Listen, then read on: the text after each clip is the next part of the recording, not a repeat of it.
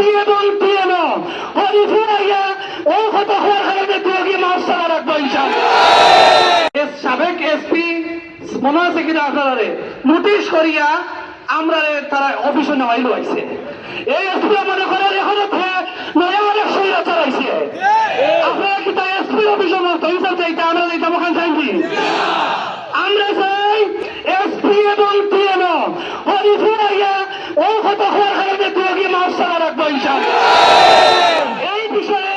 এই বিষয়ে নতুন মতামত পেশ করবেন সাবেক বাজার সভাপতি আলহাজ হেলাল আহমদ সাহেব।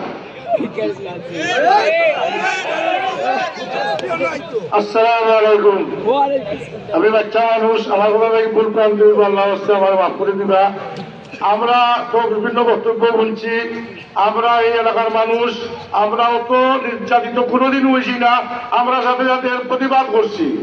কিন্তু আজকে আমরা এই আলেম ওলামা হলোর এত সম্মানের পরেও আমরা এত ধৈর্য ধরে আসি।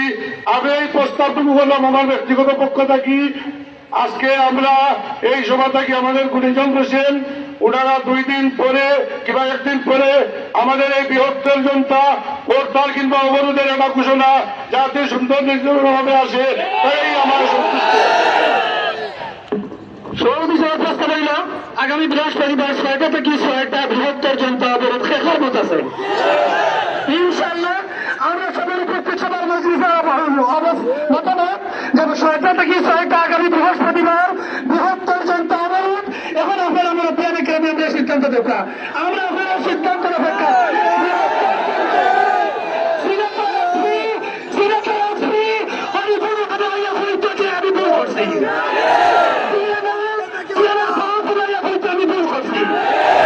বৃহত্তর জনতা অবরোধের প্রস্তাব আমরা সবাই সমর্থন হলি কিনা আপনারা মতামত জানাও এখন মেহরবানি।